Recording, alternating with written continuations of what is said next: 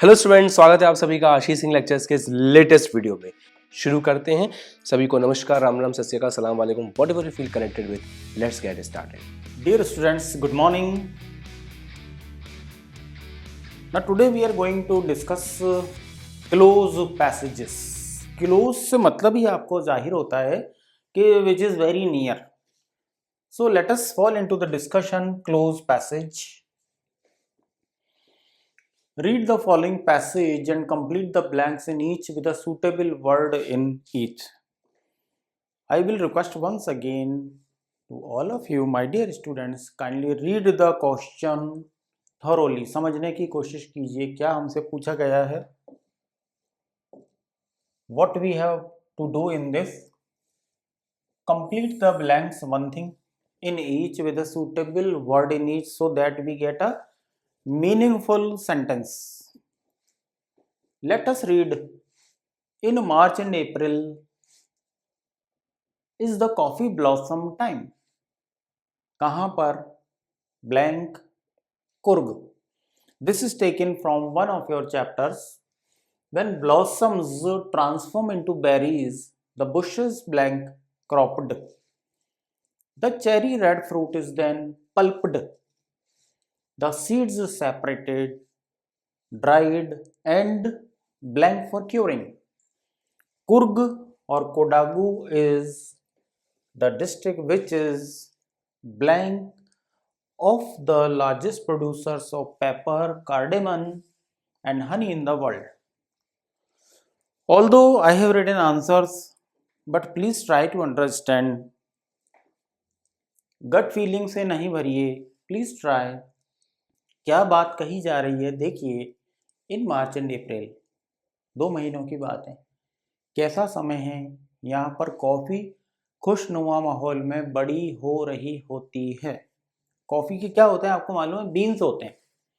तो ब्लैंक है, ठीक है. ब्लॉसम सॉरी ब्लैंक है यहाँ पे. तो यहाँ हमें कुछ भरना है. क्या हो गया? मार्च और अप्रैल के महीने में कॉफ़ी पक रही होती है. हम ऐसे इसको समझ लें. कहाँ पर? वेयर, किस जगह?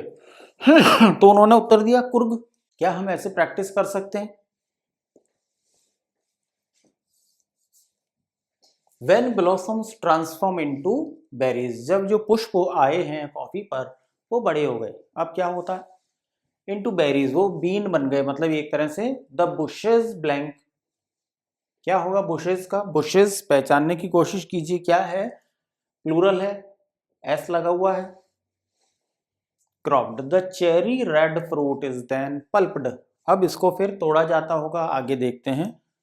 जो बीज हैं उनको अलग किया जाएगा, सुखाया जाएगा और ब्लैंक फॉर किस पर्पस के लिए? ये सारा काम होगा इनको ठीक करने के लिए, क्योरिंग. यानी इनकी एक तरह से प्रोसेसिंग की जाएगी. यानी कहीं ना कहीं इनको भेजा जाएगा. भाई जब शुरू से वापस देख लीजिए. मार्च अप्रैल का महीना है, कॉफी पक रही है, पकने का समय है. कहाँ पर है? कुर्ग में है. जब ब्लॉसम जब बड़ी होगी, बेरीज जो भी इनका सिस्टम है, पुष्प, तो झाड़ियों को क्या करेंगे? झाड़ियों में ही होगी. ऐसे कॉफ़ी आप जानते हैं, हमने ज्योग्राफी में पढ़ा है, ऐसे झाड़ियाँ सी हैं, तो वहाँ से तोड़ा जाएगा. The cherry red fruit is then pulped. ये लाल कलर का चेरी जैसा फ्रूट होगा. लाल कलर चेरी और लाल मिक्स कलर है इसके फ्रूट का. Then pulped. The seeds separate, इसके बीज अलग किए जाएंगे. और क्या होगा? सुखाया जाएगा. और क्या किया जाएगा?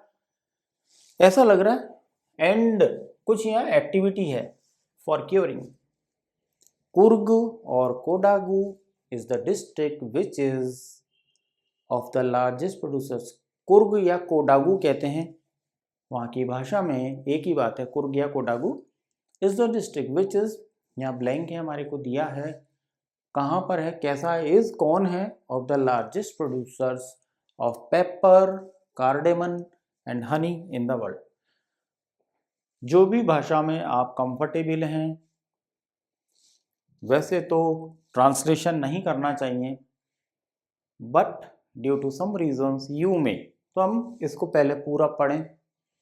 चॉइस जो दी गई है मीनिंगफुल, उसमें से हम सेलेक्ट करें कौन सा वर्ड कहाँ पर एप्रोप्रिएट मीनिंग हमको दे रहा है. So then only we can verify what to fill and what not to fill in. चलिए, इन मार्च एंड अप्रैल, अब हो सकता है यहाँ हमको लिखा हुआ मिलता है इन मार्च एंड अप्रैल, फिर कॉमा होता है which is the coffee blossoming time, ऐसा भी सेंटेंस आपको मिल सकता है. मिला क्या है, in March and April is the coffee blossom time. इन कहाँ पर है, इन कुर्ग. एक हमने फिल इन द ब्लैंक्स कोशिश करके भरा. व्हेन ब्लॉसम्स जब बड़े होते हैं, ट्रांसफॉर्म इनटू बेरीज, तब इनकी जब ये बड़े होते हैं तो ये बेरी हो जाती है. क्या बन जाती है, आर क्रॉप्ड, काटा जाएगा इनको. ये कहाँ की बात कर रहे थे, इन. The cherry red fruit is then pulped, the seeds separated, dried and, क्या बोलते हैं, भेजा जाएगा ना भाई, छोटे छोटे डॉट्स, वो डिस्ट्रिक्ट्स हैं. कुर्ग और Kodagu is one of them, तो मैंने वन यूज कर लिया, तो ये पर्पस वापस हमारा सॉल्व हो गया. Now let us read it once again in total. मैं आपके लिए पढ़ता हूं, समझिए मेरे साथ. In March and April is the coffee blossom time. In Coorg, Coorg में मार्च और अप्रैल कॉफी पकने का समय है. When blossoms transform into berries, the bushes are cropped. झाड़ियों को काटा जाता है. ऐसा लगता है हमको पढ़ने के बाद. The cherry red fruit is then pulped. The seeds separated. Coffee के बीन होते हैं, उसमें से बीज अलग निकाला जाता है, सुखाया जाता है और आगे भेजा जाता है. तो सेंट. देन कुर्ग और Kodagu is the district which is one of the largest. इनमें से ये एक है, हमने यहाँ देख ही लिया. प्रोड्यूसर्स ऑफ क्या क्या हैं, ये जो लार्जेस्ट प्रोड्यूसर हैं पेपर के, कार्डेमन के and honey in the world. So this is one of the ways in which we can secure 100% marks in such a good activity. Try to make a meaningful sentences because this is a mix of whole grammar. Many rules are applying as far as English grammar is concerned. यहाँ आप कोई एक rule नहीं देख रहे हैं. इन कुछ और है, आर कुछ और है, सेंड कुछ और है, वन कुछ और है. So we cannot work with this kind of questions in a water tight compartment, कि इसमें ये होगा ही होगा, ऐसा नहीं कर सकते हम लोग. So we have to be flexible. Try to make a meaningful sentence. आपको लगता है कि ये सही है. Dried and sent for curing, मैंने सेंड थोड़ी लिखा है. क्यों नहीं लिखा आप पता कीजिए. एट कुर्ग हम तो यूज करते हैं ना, he lives at Delhi, he lives at London, he lives in Jaipur. तो क्या रीजन है, इन और एट क्यों यूज करते हैं. Try to find out. Then bushes is cropped क्यों नहीं लिखा. आइए fill in the blanks with R. is क्यों नहीं यूज किया मैंने. देखिए लॉ ऑफ प्रॉक्सिमिटी. bushes है सबसे बड़ा प्लूरल, मैंने आपको पहले हिंट दिया है. That is why we can use R. फिर इसमें एक आइडिया नहीं है, क्या क्या चीज है. To berries the bushes are cropped. झाड़ी, यहाँ हिंदी में भी तो बोला हूं मैं, ध्यान दीजिए मेरी बात पे. वीडियो बार बार देखिए please. Try to fill in with meaningful words and make a meaningful sentences out of this activity. So let us see. Next one, close passage we are doing. First what we'll do, we'll read the whole text. Man's urge to communicate blank his associates brought speech and writing, but it was only blank men. देखिए, one thing I can suggest you is try to fill in the blanks with your own imagination. आप ABCD जो कुछ भी दिया गया है उसको मत देखिए. पहले आप अपने मन के, अपनी फीलिंग के जो भी आपको वर्ड्स लगते हैं वो भर के देखिए, फिर आप जाइए चॉइस पे.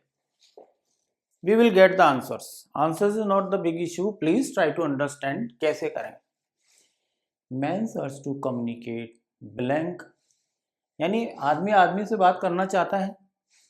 Blank his associates brought speech and writing but it was only blank. Man MAN है. developed an aesthetic sense and sought for beauty, rhythm and dynamism in the handwritten blank, that a whole new field, hitherto unknown, began to emerge. The word calligraphy. The word calligraphy is a composite adaptation of blank Greek words. Kalos means beauty and graphene to write. सो ये छोड़िए, with van words to ये हम discuss करेंगे, but let us give a chance कि क्या meaning है इस बात का. Man search to communicate, what he wants to communicate. His associates brought speech and writing but it was only blank. Again कौन समझ में नहीं आ रहा. Only man developed an aesthetic sense, यानी यहाँ मैन का मतलब क्या है कि पूरी मैनकाइंड की बात हो रही है. Here the word man which is a noun, ये रिप्रेजेंट कर रहा है हमारी पूरी क्लास को. ठीक है. Developed an aesthetic sense and sought for beauty, rhythm and dynamism in the hand written. क्या है हाथ से क्या लिखा, कुछ विचार कीजिए. हैंड रिटन व्हाट, क्या लिखेंगे जब बातचीत करेंगे. That a whole new field, अब नया संसार एक बन गया. हाइदर टू अननोन, जो कि पहले अनजान थे हम लोग उनसे. पढ़ने लिखने से, पेंटिंग बनाने से, ना ब्यूटीफुल चीजें बनाने से, नदी नाले पहाड़ हम नहीं जानते थे. धीरे धीरे ये उठने लग गया. Began to emerge. Calligraphy, calligraphy से मतलब हो गया बहुत खूबसूरत राइटिंग, जो अपने को जब सर्टिफिकेट मिलते हैं स्कूल में, कॉलेज में, तो कितनी अच्छी हैंड राइटिंग में लिखा होता है हमारा नाम. That is called calligraphy. Beauty and graphein to write, write beautifully. तो ये हमको समझना है क्या लिखना है. ये सेंस है इसका जो हमने डिस्कस किया. Now let us fill one by one. Man's urge to communicate किसके साथ. With Varun,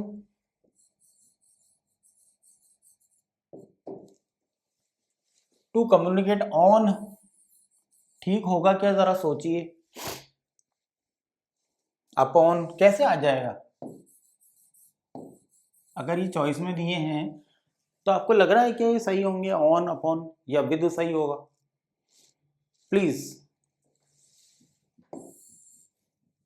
only with is correct. बात तो एक आदमी दूसरे के साथ ही करेगा ना. या ये मीनिंग क्लियर हुआ. Good. Brought speech and writing but it was only जब, व्हेन, जब आदमी ने एक एस्थेटिक सेंस अपने अंदर डेवलप किया ब्यूटी, रिदम और डायनामिज्म के लिए. जब, when is the right form. Words, क्या लिखने की बात मैंने बोली. Rhythm and dynamism in the hand written. क्या लिखोगे. What will be the hand written. Common sense से भी सोच सकते हैं. वर्ड्स, हैंड रिटन क्या होगा. हैंड रिटन राइटिंग तो होगी नहीं कभी भी. हैंड रिटन पेंटिंग तो कभी होगी नहीं. क्या बोलते हैं इसे, hand written painting. No. So what we have to do, hand written words, शब्द. That a whole new field, नया एकदम हमारे लिए संसार खुल गया जो कि पहले हम अनजान थे. Hitherto unknown. Began to emerge, बनने लग गया, उभर कर आया. द वर्ड कैलीग्राफी की बात हो रही है. देखिए, is a composite adaptation of किसका है, किसका है. जरा गौर से वापस पढ़िए लास्ट की लाइन, आपको जवाब मिल जाएगा. The word calligraphy is a composite, यानी दो चीजों का मिलान है इसमें. कंपोजिट है, जुड़ाव है, of Greek words callus and graphene. तो क्या हुआ, कॉमन सेंस से सोचिए. 2 आ जाएगा कि 3 आएगा यहाँ पे, बताइए. No, here we can only write 2. दो वर्ड्स आपके सामने लिखे हुए हैं. कौन कौन से, कैलोस एंड ग्राफीन. जरा गौर से देखिए. So he is talking about two words which are in front of you, callose and graphene. Why to worry? But just apply your brains. Callose and graphene दो शब्द लिखें, वो आपका आंसर बन गया. अगर आप इसको पूरा पढ़ेंगे you will get the entire meaning. यह मैंने आपको प्रूफ करके बता दिया कि what is right what is wrong.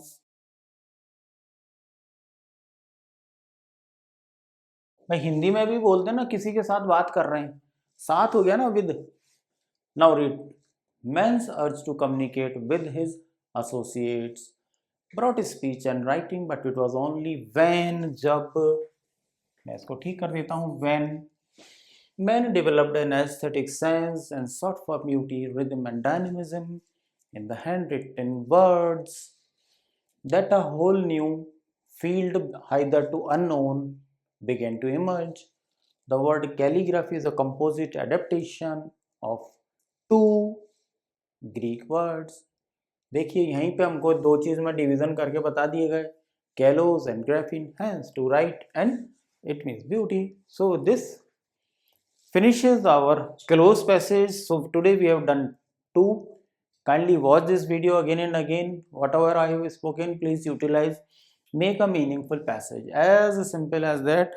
And I wish you a good luck that you will gain 100% marks in such activities by using simple techniques. ठीक है. So a good luck to you with close passage. Please watch the video again and again. Watch it several times for a better grip and understanding. Thank you with this. Have a good luck.